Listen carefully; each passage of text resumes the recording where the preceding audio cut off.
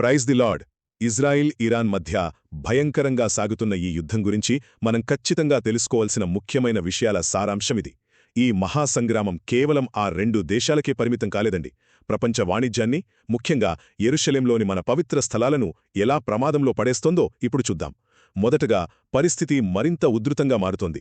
ఈ యుద్ధాన్ని ఆపడానికి ఉద్దేశించిన ఆపరేషన్ ఎపిక్ ఫ్యూరీకి అమెరికా సెనెట్ ఏమాత్రం ఒప్పుకోలేదు.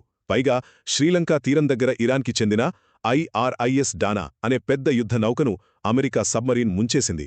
ఇక రెండవది, ఇరాన్ ఏకంగా ఆపరేషన్ ట్రూ ప్రామిస్ 4 పేరుతో 9వ దశ దాడులకు దిగింది. అంతేకాదు, ప్రపంచ వ్యాపారానికే కీలకమైన స్ట్రెయిట్ ఆఫ్ హార్ముజ్ సముద్ర మార్గాన్ని పూర్తిగా మూసివేసింది. దీనివల్ల ఏమైందో తెలుసా? ఏకంగా 10,000 కోట్ల రూపాయల సరుకుతో ఉన్న మన 37 భారతీయ నౌకలు అక్కడే చిక్కుకుపోయాయి. పరిస్థితి ఎంత తీవ్రంగా ఉందో అర్థం చేసుకోండి. చివరిగా ఒక ముఖ్యమైన విషయం, ఇరాన్ ప్రయోగించిన బ్యాలిస్టిక్ క్షిపణులు యెరూషలేంలోని అత్యంత పవిత్రమైన టెంపుల్ మౌంట్కు అతి సమీపంలో పడ్డాయి. కాని దేవుని మహాకృప వల్ల అక్కడ అదృష్టవశాత్తు ఎలాంటి ప్రాణనష్టమూ జరగలేదు.